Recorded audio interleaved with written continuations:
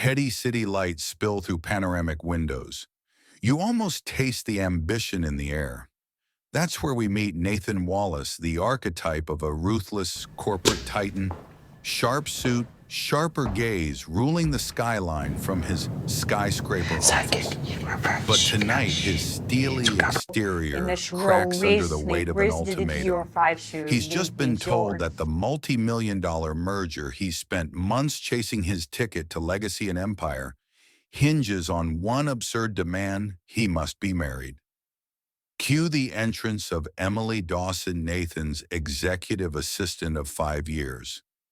She's efficient, loyal, and impossibly composed amid chaos. The audience might expect the two to clash, boss versus assistant hierarchy, but tonight it's not conflict that sparks, but an unconventional alliance born from need. The merger hits a snag because the board insists on a family man image. Business, it seems, is more PR than profit. Nathan's lawyer points it out. Emily's single, you're single. Marry each other a year, then separate. It's pragmatic, coldly strategic. But as Nathan looks at Emily, who's been at his side through every late-night crisis, he sees a partner he trusts with every confidential contract, every crisis. In that moment, something shifts. He proposes. Not a love-driven swoon, but a calculated contract of convenience. In return, he offers to erase her mother's substantial medical debt. That moment is a pivot. A rich man's hubris collides with an underdog's desperate vulnerability. To the viewer, it feels like a bold gamble, born of desperation, but also empathy. What I find fascinating is how this isn't romance at first glance. It's a cold calculus of advantage. Nathan needs optics. Emily needs security. It reminds me of real-life stories where people make pragmatic alliances, like entrepreneurs who marry for stability to achieve visas, or artists who team up purely as co-directors to get funding. It's messy, it's transactional, but there's a shared thread. Both sides need something. What makes a story resonate is when the deal becomes emotionally contagious. We watch Emily's hesitation crack under real stakes. She isn't a gold digger. She's a daughter with a mother in mounting debt. When Nathan offers a literal lifeline, "I'll handle mom's hospital bills," you feel the moral weight on her shoulders. That's a turning point in the narrative.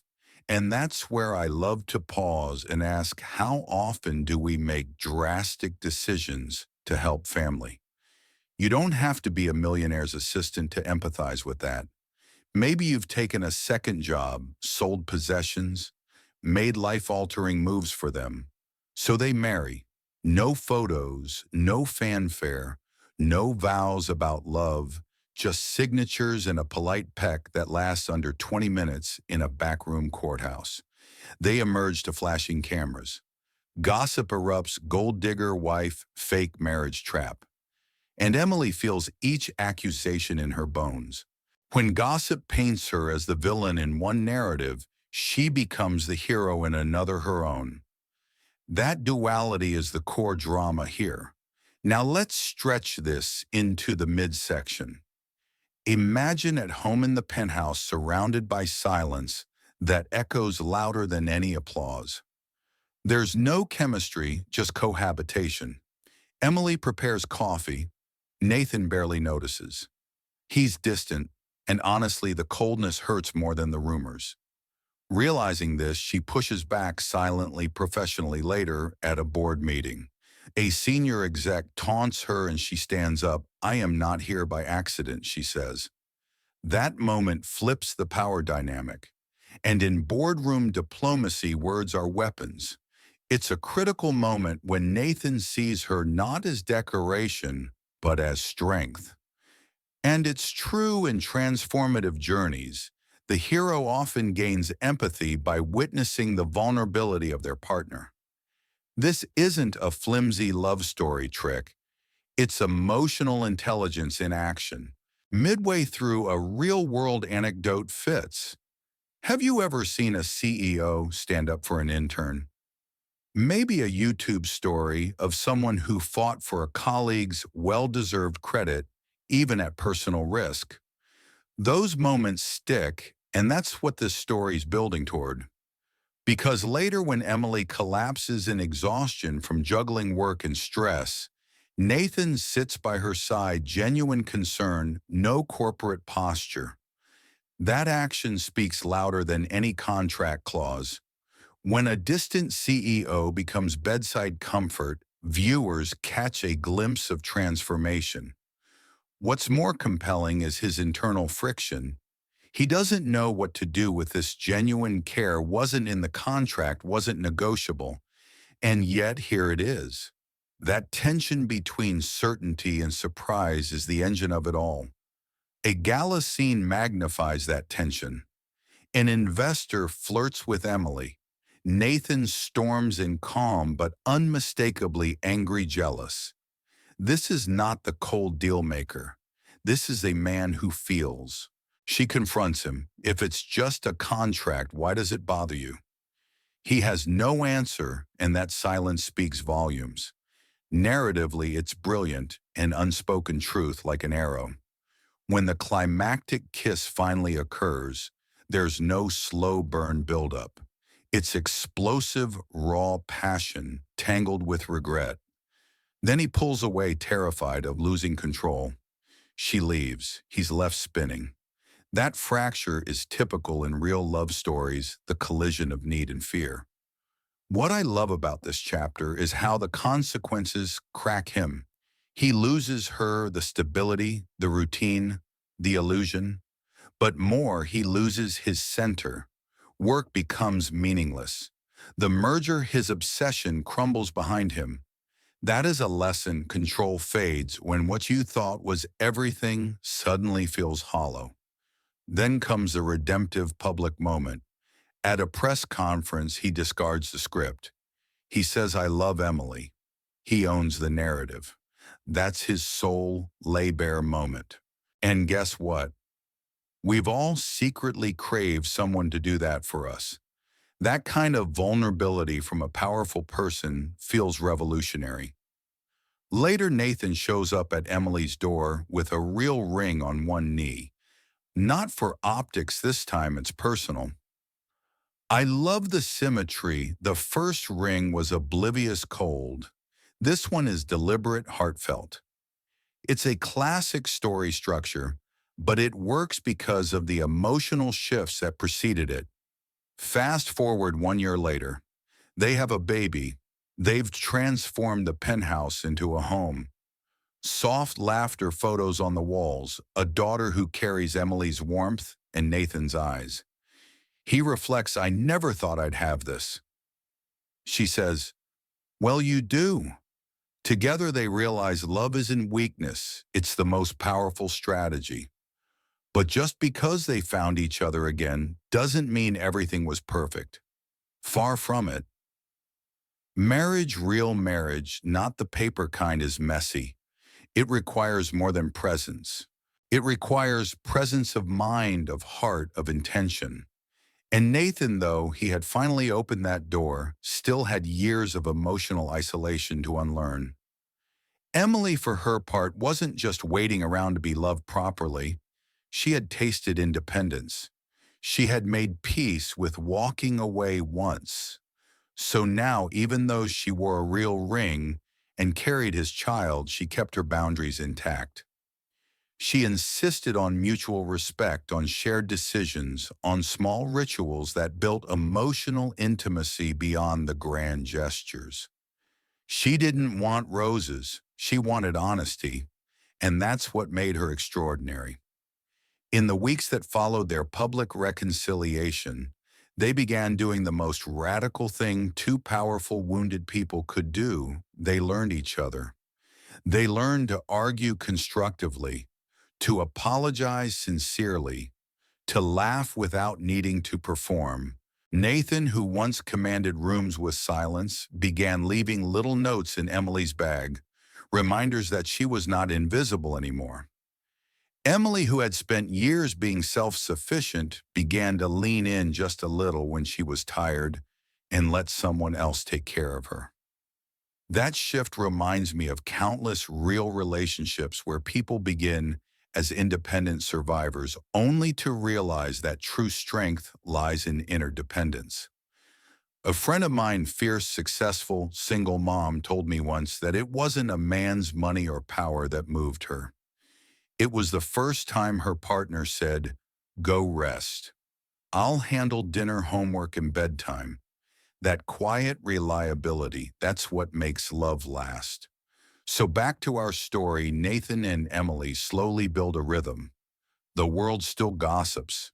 The media still spins their story as a Cinderella headline. But inside their home, they're just two people navigating mornings, burnt toast, diaper changes, and the occasional flash of old fear.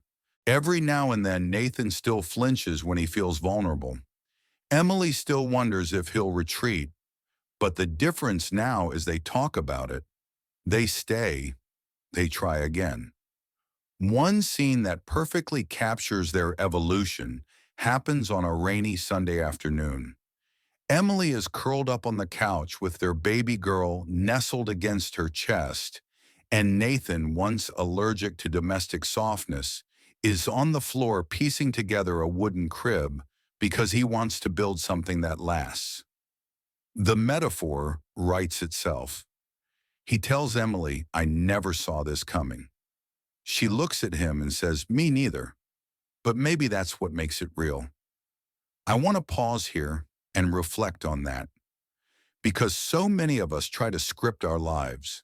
We draft 5-year plans, we curate timelines. But sometimes the most powerful chapters begin with, "I never planned for this." Emily didn't plan to marry her boss. Nathan didn't plan to fall for his assistant. But in saying yes hesitantly, desperately, imperfectly, they created a future far more authentic than anything they could have drafted alone. Now here's where the emotional weight kicks in. 1 year after their contract marriage began, they revisit the courthouse. This time there are no terms to negotiate. There's no merger on the line. It's just them standing under the same roof where they once exchanged vows like business partners. Only now they're here as soulmates. Emily wears a navy dress, nothing elaborate but beautiful in its simplicity. Nathan wears the same watch from their first wedding. They hold hands not because a contract demands it, but because their lives are now intertwined. They redo their vows, this time written from the heart. No one asked them to. There's no press, no cameras, just them. He tells her, "You taught me that love doesn't weaken a man. It makes him whole." She replies, "You showed me that I'm not just someone who survives, I'm someone who deserves joy." It's powerful, it's quiet, it's transformational. Because while most of the world was busy judging, speculating and sneering, they were growing. In private, in silence, in truth. And the beauty of this story is that it challenges the very assumptions we hold about love. That it must begin with sparks, that it needs passion, first logic, later. But sometimes, just sometimes, it starts with survival strategy and circumstance only to become something deeper, more sacred, more enduring. Let's draw a real-world connection here. One of the most shared stories on Reddit's R Relationships once involved a woman who married a man to help him get health care. No love, just legality. But years later, after hundreds of small moments, a shared dog, cooking experiments, late-night support through panic attacks, they realized they were more in love than couples who started with fairy tale weddings. And they remarried. For real. Because love, as we learn, is less about how it starts and more about how it grows. Nathan and Emily's journey reflects that same truth. A story born from desperation, reshaped by grace, and now back at the penthouse which once symbolized wealth and isolation, It becomes a real home. Their daughter giggles in the background. Emily's laugh echoes down the marble hallways. Nathan, holding his child, confesses, "I built this place to keep the world out, but you made it a place I want to stay in." That line hits hard, because how many people have built emotional walls only to realize they're just cages in disguise? Nathan spent years keeping everyone at arm's length. But it took one accidental marriage to show him that vulnerability isn't the enemy. It's the entry point to everything meaningful. Now let's address the elephant in the room. Why does this story resonate so deeply with audiences? Why do fake marriage turned real love tropes perform so well across media, from K-dramas to YouTube channels? The answer is simple: it's aspirational. It offers hope that even in our most transactional moments, real connection is possible. That even when love is unexpected, it can still be true.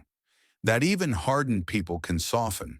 That even practical choices can bloom into profound companionship. And there's a lesson here for anyone listening. Love doesn't always arrive with violins and flowers. Sometimes it walks in disguised as duty chaos or obligation. Sometimes it's buried beneath contracts, past wounds, and public scrutiny. But if you stay open, if you choose to be seen, if you choose to care even when it's terrifying, love finds a way. So when Nathan Wallace dropped to one knee, not because a contract said so, but because his heart did, he gave us more than a dramatic twist. He gave us permission to believe that even the most hardened hearts can change. And when Emily Dawson, who once kept her emotions in check for survival, said yes for real this time, not because she needed rescuing, but because she chose him, she reminded us that love built on respect is the strongest foundation of all. Their story's fictional? Yes. But its emotional architecture, that's real. Because every one of us has a little Nathan in us, the fear of vulnerability. And every one of us has a little Emily, the longing to be loved, not for what we offer, but for who we are. Have you ever had a moment where pretending led to something unexpectedly real? Please comment below and like this video if you believe the best love stories start with honesty. Subscribe our channel now for more powerful story-based videos every day. Time passes and the world forgets headlines. New scandals take their place. The public, once obsessed with dissecting the motives behind Nathan and Emily's marriage, eventually moves on.